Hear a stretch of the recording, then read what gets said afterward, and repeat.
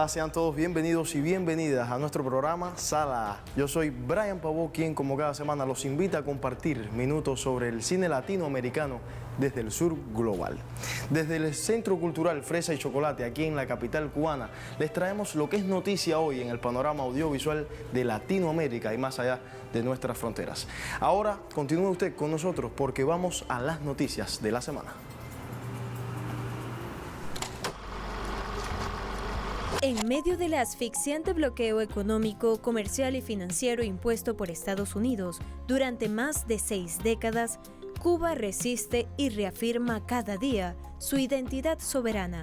Un ejemplo elocuente es el Instituto Cubano del Arte e Industrias Cinematográficos, ICAIC, que iza diariamente la bandera de la estrella caribeña en su sede. Este acto simbólico destacado especialmente el pasado 1 de mayo, Día Internacional de los Trabajadores, constituye una declaración de dignidad y una respuesta cultural al cerco imperialista que pretende doblegar la voluntad del pueblo cubano. Paralelamente, la solidaridad internacional sigue siendo un pilar fundamental para contrarrestar los efectos del bloqueo. El movimiento solidario británico demostró su compromiso al recaudar más de 10.000 libras esterlinas durante el tercer festival Screen Cuba UK. Estos fondos serán destinados a la restauración de los animados de Elpidio Valdés, icónico personaje que simboliza la lucha independentista y la resistencia antiimperialista. La preservación de este patrimonio cinematográfico es una victoria contra las limitaciones impuestas por el cerco norteamericano, que dificulta el acceso a tecnologías, insumos y recursos necesarios para el desarrollo cultural. Bob Miller, reconocido activista del Reino Unido y ferviente defensor de la causa cubana, participa en las celebraciones en la isla como muestra de que la solidaridad trasciende fronteras. Su presencia junto al aporte económico británico evidencia el creciente rechazo mundial al bloqueo. Mientras Washington endurece sus medidas coercitivas, Cuba sigue alzando su bandera, restaurando su memoria histórica y contando con el respaldo de pueblos y organizaciones que acompañan su resistencia creativa, pacífica e inclaudicable.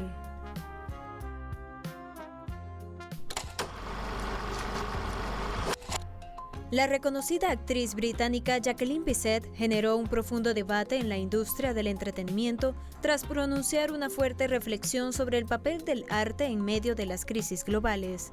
Durante una reciente aparición pública, la intérprete aseguró que hay tanto dolor en el mundo que hablar de cine le parece irrelevante. Con esta declaración, Bisset expresó su preocupación directa por los genocidios, las ocupaciones fácticas, conflictos bélicos y la crisis migratoria que afectan a millones de personas a nivel mundial. La actriz cuestionó la superficialidad de la industria cinematográfica ante la magnitud de las tragedias humanitarias actuales, invitando a sus colegas y al público a redirigir la atención hacia las verdaderas urgencias internacionales.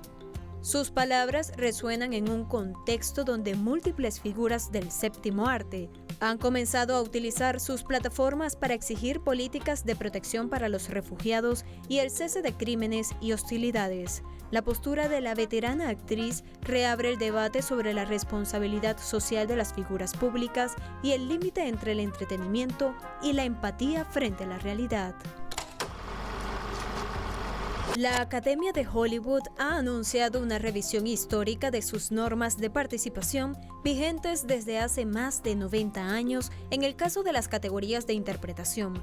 Por primera vez desde la década de 1930, se elimina la prohibición que impedía a un actor o actriz competir 2 veces en la misma categoría en un mismo año. En paralelo, la Academia cierra la puerta a la inteligencia artificial. Solo podrán optar a premios de actuación y guión aquellos trabajos realizados por humanos con consentimiento expreso, una respuesta directa al avance tecnológico. Pero el cambio más disruptivo afecta al cine internacional. A partir de la edición 99 en 2027, varios filmes de un mismo país podrán postular al Oscar. El premio ya no pertenecerá al país, sino a la película, su director y su equipo creativo. Mientras el gobierno de Javier Milei profundiza su ajuste neoliberal contra la cultura argentina, Cuba demuestra que, pese al recrudecimiento del bloqueo estadounidense, la creación audiovisual no se detiene. En apenas meses, las políticas de desfinanciamiento sistémico del Instituto Nacional de Cine y Artes Audiovisuales, INCA, han paralizado decenas de producciones, disuelto fondos de fomento y dejando sin trabajo a cientos de técnicos y artistas. El argumento oficial: reducir el gasto público. El resultado: la industria cinematográfica nacional, reconocida mundialmente, agoniza. Del otro lado del continente, la realidad cubana ofrece un contraste impactante. Sin abundante financiamiento estatal debido al recrudecimiento del bloqueo que se ha impuesto sobre esta nación por más de 6 décadas, la isla sigue celebrando sus romerías de mayo en Holguín, un festival donde el audiovisual no es un accesorio, sino un pilar central. Muestras de cine joven, documentales de autor y producciones comunitarias convergen en un espacio que prioriza la resistencia creativa por encima de los recursos. No hay ajuste que ahogue la voluntad cubana para contar historias. Milei apuesta por un mercado como único mecenas. Cuba apuesta por la comunidad como sostén. Mientras Argentina desmantela su cine, las romerías demuestran que la cultura, cuando es política de Estado y pueblo, sobrevive incluso al bloqueo más feroz. El contraste no puede ser más elocuente. Una nación que recorta, otra que resiste. El cine siempre en el medio.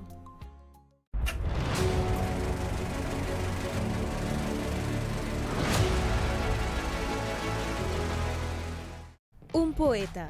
La ópera prima de Simón Mesa Soto es un drama-comedia filmada íntegramente en Medellín y rodada en formato de 16 milímetros, una apuesta estética que refuerza su carácter artesanal y sensible. Soto dirige, escribe y coproduce el proyecto, consolidándose como una de las voces independientes más destacadas del cine colombiano emergente. El proceso de casting, dirigido por John Bedoya, es uno de los pilares de la producción. La película combina actores de formación y experiencia con un grupo de personas que nunca habían estado frente a una cámara. Esta heterogeneidad dota a la obra de una autenticidad única, al retratar la mentoría de Óscar Restrepo, interpretado por Uweimar Ríos, un poeta fracasado y alcohólico, hacia una joven promesa de la escritura. La película surgió precisamente de esas frustraciones a la hora de hacer cine y arte en general. Yo había hecho una película previa que se llamó Amparo y el proceso fue duro, a pesar de que es muy bello. Yo terminé mi primera película en la pandemia y tuve que guardarla, pero quería reconectarme como con la belleza de la creación del cine. Quise hacer algo como que disfrutara mucho hacer y que hablara de mí mismo, como ponerme un espejo yo mismo y reírme como de esto que es hacer arte. Técnicamente, el filme se desarrolló en locaciones reales de Medellín, con un cuidado especial por la textura visual que ofrece el celuloide de 16 milímetros. La producción logró un notable impacto. En solo 2 meses en cartelera superó los 200.000 espectadores, récord para la película neogranadina. Además, un poeta obtuvo el premio especial del jurado en el Festival de Cannes 2025, el premio Horizontes Latino en San Sebastián y el galardón a mejor actor para Uweimar Ríos en Biarritz, y el Gouna consolidando su éxito tanto en realización como en recepción crítica y comercial. A continuación hacemos una pausa, usted no se aparte, porque al regreso estaremos conversando desde aquí, desde nuestro set de grabación, con Rey Gesa, joven actor cubano que pudimos disfrutar en la telenovela cubana Regreso al Corazón y en la obra Requiem por Yarini. A la vuelta estaremos con más de Sala.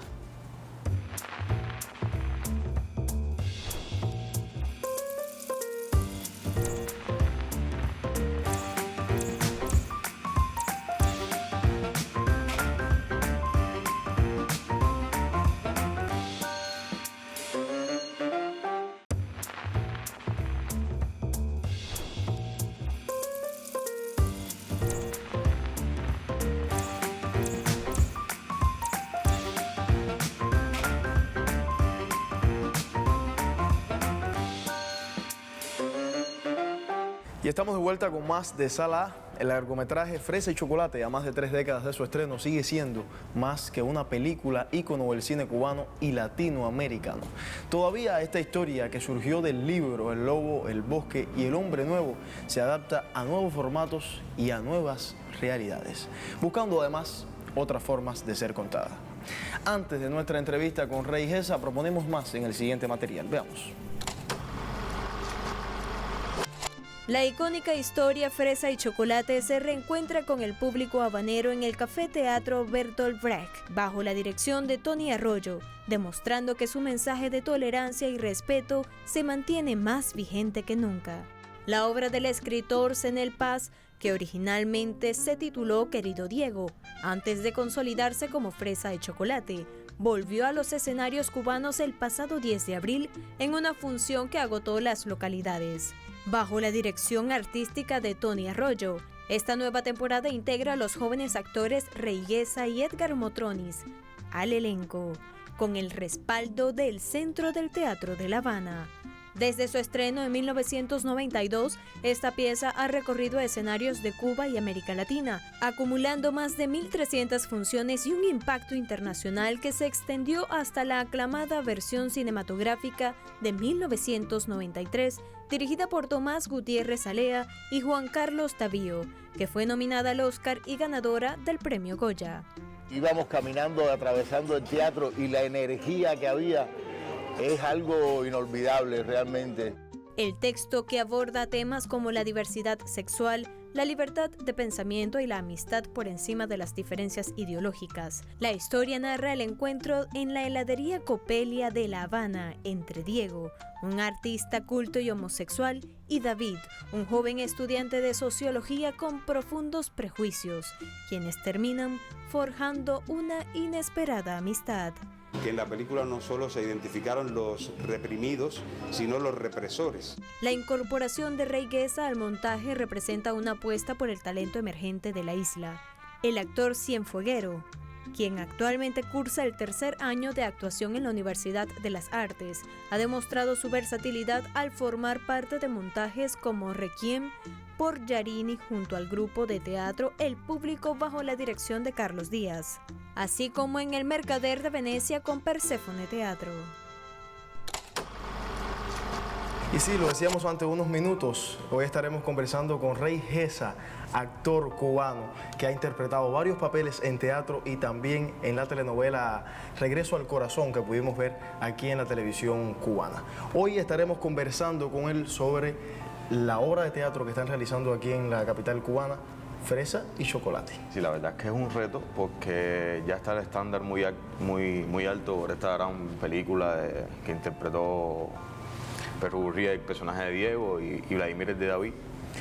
Y pues sí, el proceso de estudio y de descubrimiento del personaje, sí, no te miento que en ciertos aspectos me basé en el David de Vladimir, pero evidentemente cuando tú vas a ver la obra de teatro, tú ves y tú dices, no, hay muchas cosas de no tiene nada que ver, al menos desde mi perspectiva. Sí puede ser que tengamos semejanzas quizás en esto de las características de lo que era el ideal del hombre nuevo, que fue un ideal que se planteó, pero a mi entender nunca llegó como que a ejercerse, como hacer algo, se quedó más como un ideal, Y pues sí me basé mucho en lo que era ser el hombre nuevo, que David no lo era, ojo. David se regía por Miguel, que era su mejor amigo, que era el otro militante comunista que sí era más como el hombre nuevo. Está muy bien caracterizado en esta película y él como todo el tiempo trata de ser lo más semejante a ese hombre nuevo.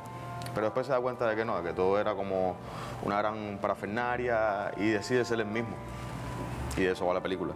El público lo ha aceptado muy bien, quiero decirte, porque se siguen tocando temas en esta obra de teatro escrita antes de la película, estrenada en el 93, y se siguen tocando esos mismos temas y son temas que siguen chocando en la sociedad aún hoy en día.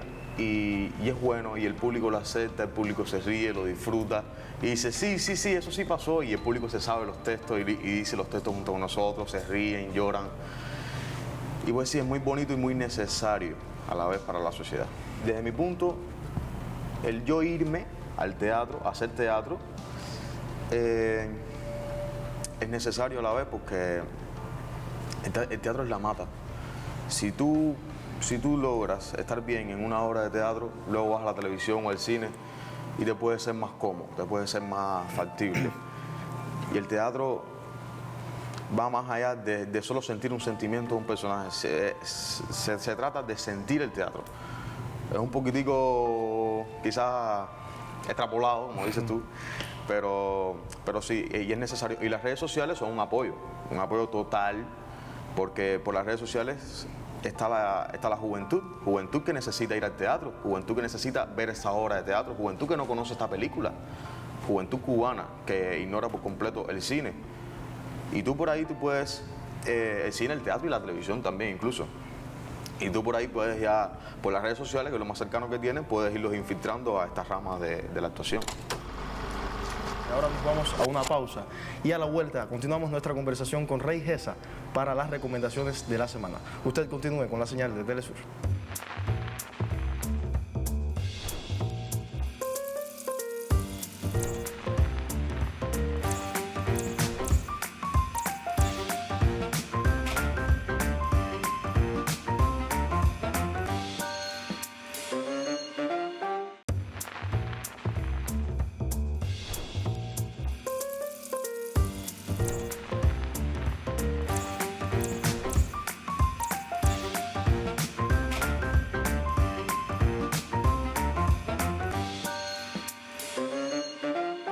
Y estamos de vuelta con más de Sala A para la señal de Telesur. Me acompaña Rey Gesa para el momento más esperado del programa, las recomendaciones.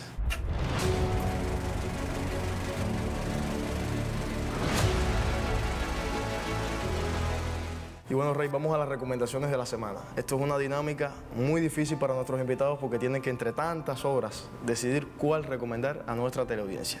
Y vamos a comenzar por los documentales. ¿Cuál es ese documental que recomiendas a la audiencia ver esta semana? Documental, bueno, te puedo recomendar el documental de Virunga, que es de un grupo de personas que arriesgan su vida para salvar a los últimos gorilas que quedan en la montaña. Es un documental muy interesante y me gustaría que las personas lo vieran. Serie de televisión que nosotros los jóvenes tanto vemos. Serie de televisión, te puedo recomendar The Bear, El Oso, que es una serie de cocina, pero va más allá de la cocina, va más allá, tratan de sacar un negocio familiar, hacerlo como más internacional. También se ven los conflictos familiares. Es muy interesante. The Bear, El Oso, búsquenla que les va a gustar. Nos vamos a la última recomendación. Okay. La película. La película te puedo recomendar El Menú, que la vi hace poco, El Menú, que su director es Mark Millot. Solo les puedo decir que es un chef en una isla remota que cocina comida exótica de primera clase, muy cara, y tengo que dejarlo ahí porque El Menú merece ser vista obligatoriamente. No se puede contar. Bueno, hasta yo la voy a ver, no la he visto. Y vamos a conocer ahora sobre la banda sonora de la película recomendada por nuestro invitado, El Menú. Y es que la banda sonora, lógicamente, es fundamental en cualquier producción cinematográfica. Veamos más en el siguiente material.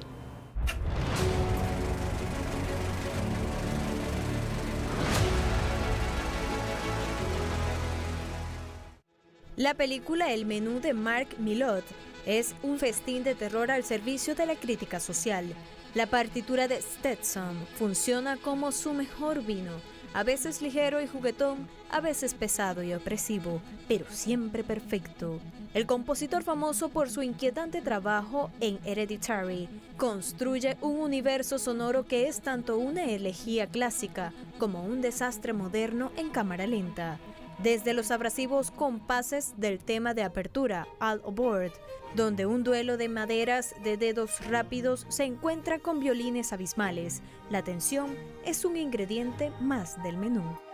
Stetson va más allá de la fanfarria tradicional, como él mismo admite, incluyó elementos culinarios literales en su composición, utilizando vasos afinados, ollas y sartenes para crear una estructura rítmica y muy puntiaguda, que mantiene la coherencia de una trama propensa a volverse un collage de género.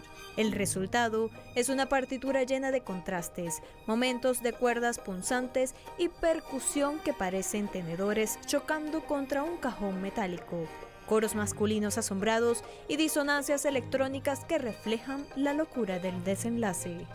Los inquietantes y repetitivos patrones de Stetson convierten el banquete en una sentencia de muerte. Hacia el final, cuando Marcotte huye y el restaurante arde, la música se apaga. Colin Stetson no solo ha acompañado la imagen, ha sido el hambre y el incendio. El compositor Colin Stetson demuestra que la alta cocina y el horror pueden compartir un mismo latido rítmico.